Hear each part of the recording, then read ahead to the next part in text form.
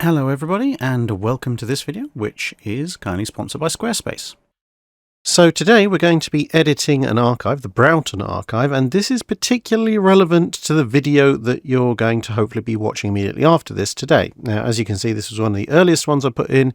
It's just a set of 2 columns of photos, so I'm going to change that first. Go to Edit Section, increase columns to 3, put it to 16 by 9 landscape, and reduce spacing, and then change the inset to full. So now you can see more photos and a bit more clearly, but also I'm going to add this little scan of some newspaper extracts, and yep, they're just there.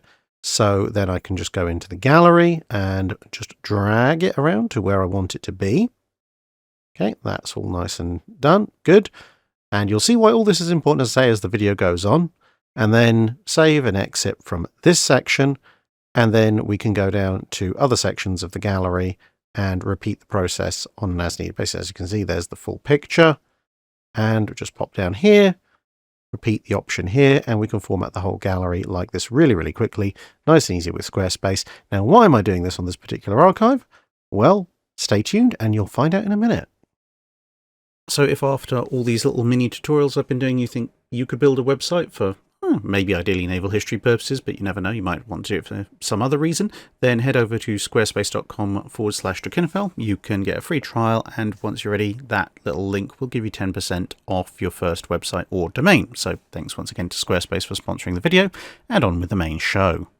Well, today I thought I'd bring you a short little story about how the RAF-later Fleet Air Arm almost brought the entire channel to a screaming halt decades before I was even born. Now, how exactly did that happen, Drac, you might ask? Well, I didn't know about any of this until I'd actually started the channel and had it running for quite a while.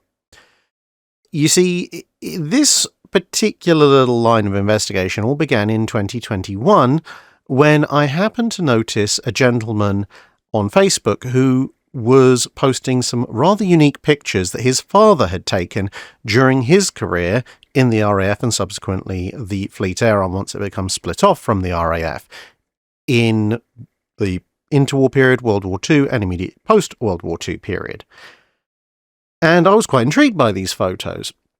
However, one of the things he mentioned was that, sadly, they existed purely as photos in an album that he happened to own, and that it was very difficult to, share them further. So I messaged him and said, well, look, I'm happy to pay for you to take these photos to a professional photo scanner to create high-res digital copies.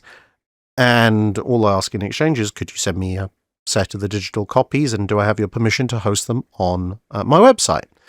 And the gentleman was very happy to agree to this.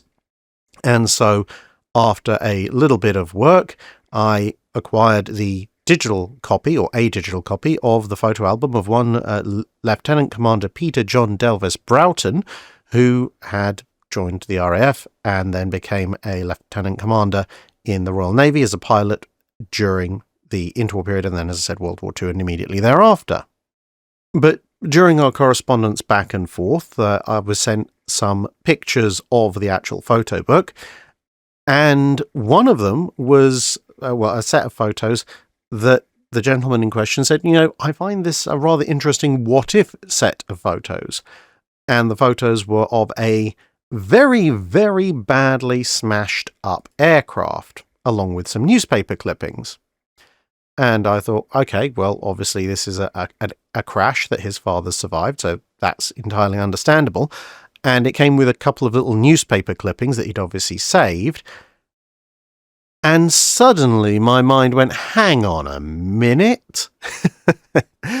So if you look at these 2 newspaper extracts that came along with the photos, they're both fairly insignificant bylines, one from the Daily Mirror, one from the Daily Sketch, about a pair of, at the time, RAF machines from the Royal Air Force Training School in Wittering in Lincolnshire, which incidentally still exists. And these 2 planes were flying over a place called Market Deeping in Lincolnshire when one machine hit the other, causing the machine that had been hit to go into a spin. Now, the rather amusing thing is that on the actual album itself, the label just says Mine 1937, thanks to Henry. But I'll read you the extracts from the newspaper. So from the Daily Mirror, it says, pilot lands safely as plane spins. Wind screamed through the struts and wires as the plane spun at 3,000 feet, earthwards at 200 miles per hour. Acting pilot officer James Broughton, 20, RAF Training School, Wittering, Lincolnshire, fought to get free. Flying in formation with 2 other planes over Market Deeping, Lincolnshire, his machine hit his neighbour, plunged into a spin. Less than 1,000 feet up, Broughton jumped. At 300 feet, his chute opened, he landed unhurt in a field, and the machine fell half a mile away, wrecked. Acting Pilot Officer Smith of the other plane reached the aerodrome safely. It was a marvellous escape, a witness told the Daily Mirror. We'd given up Broughton for lost when he jumped. A few more seconds and it would have been death. Now from the Daily Sketch, it says, 2 flyers collide in mid-air but live. 2 RAF machines collided in mid-air yesterday, but their pilots lived and were not even hurt. One leaped for his life in his parachute, landed in a beet field, suffered only from a mud bath. The other, his plane undamaged, flew serenely on. The planes, both RAF training machines, hit while at exercises over Market Deeping, Lincolnshire. According to eyewitnesses, the 2 tails touched and the machine piloted by Acting Officer Broughton went into a series of rolls. Fright for workmen. The pilot leaped and, while his plane first began to climb, circled round and then dived for a block of new council houses. The men working there made a dash for it, but at the last moment the pilotless machine dived more steeply, bounded over a high hedge and buried itself in a field, digging a 4-foot deep hole. Meanwhile, the other plane, after circling around, flew off toward Wittering, from which both machines had come. So you might think, that's an exciting little escapade in 1937, but, well, training accidents happen all the time. But when exactly did this happen? Well, I searched through mentions of Market Deeping in the Daily Mirror, as that is available in the British Newspaper Archive, and it turned out the report was made on Tuesday the 26th of October 1937. I then went and looked up the Aviation Safety Network's archives and discovered that on Monday the 25th of October 1937, so the day before, which would be understandable for reporting, they record an incident, which I will quote their narrative as follows. Hawker Hart K7501 was involved in a collision with another Hawker Hart K7435 on October 25th, 1937, over Deeping St James, Lincolnshire, during night formation flying practice. Both aircraft were from the RAF No. 11 Flight Training School at Wittering. Hart K7435 landed at Wittering, sustaining damage to its undercarriage. K7501 was abandoned. The pilot bailed out successfully, crashing near Deeping St James, Lincolnshire. So obviously this is the aircraft that crashed. The pilots involved were Acting Pilot Officer T.J.W. Broughton, well, there he is, and Acting Pilot Officer H.A. Smith. Okay, so he's the one in the other aircraft. And then it says, as a postscript, Hart K7435, so the one that survived, was written off in a separate crash on the 12th of October 1938, almost 1 year later, when it failed to pull out of a dive and ended up in the River Perry at Fitzmill in Shropshire. So, okay, we know a little bit more. So it's this potentially Deeping St James, Lincolnshire. Although the Aviation Safety Network also notes that this was particularly a Hawker Audax Mark I, which is a derivative of the Hart. But in any case, what's this all got to do with me? Why am I so interested in this particular random accident that nobody died in? Well, it's because of where it happened. You see, when I first saw Market Deeping, I thought, hang on a minute. There's only one place in the UK called Market Deeping, and it's pretty small. And in fact, Deeping St James is nowadays a very small subsidiary part of Market Deeping, up in Lincolnshire or Peterborough, depending on how you want to define geographic areas.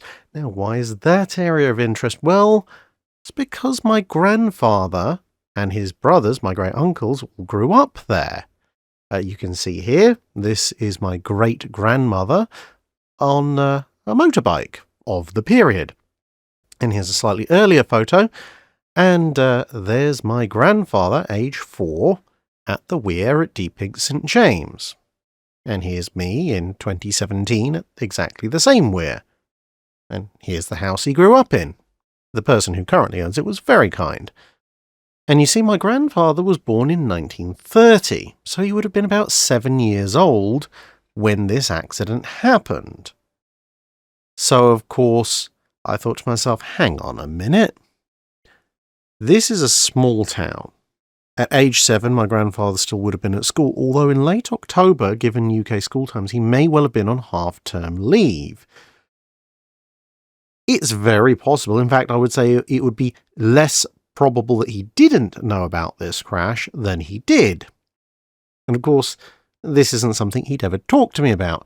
So I decided back, obviously in 2021, because this was a year or two before my grandfather died, that I would go and talk to him about it. So I went over. Obviously, this was just as the COVID restrictions were lifting, so I could do so. And I said to him, "You've never told me about an air accident back in Deeping St James when you were growing up." At which point he turned to me and said, "Oh, yes, I remember that."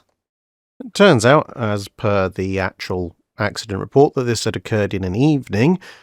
And yeah, my grandfather had been out with a bunch of his friends in the local area.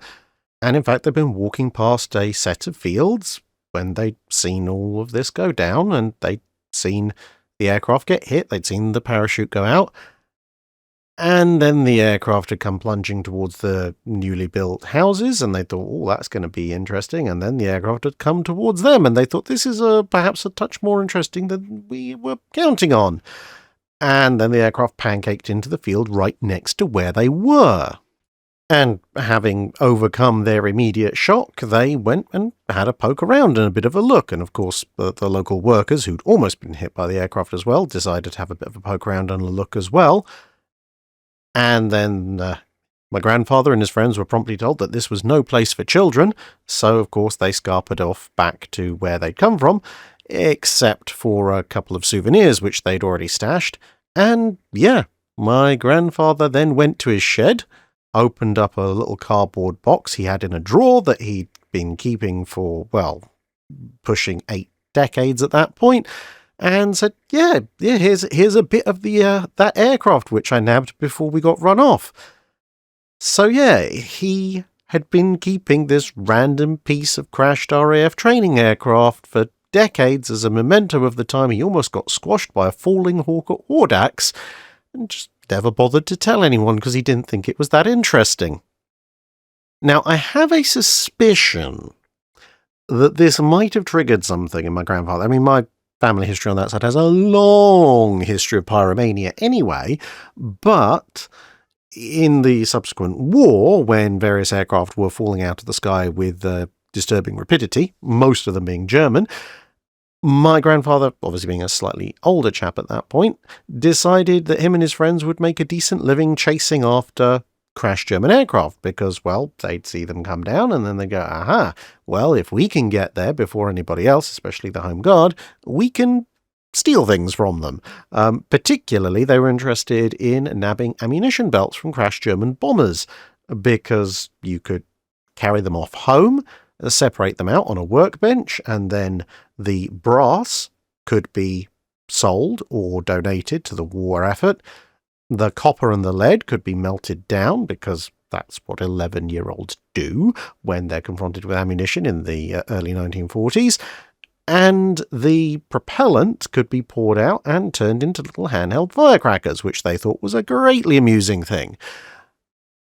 And, well, you wonder where my lack of safety awareness comes from.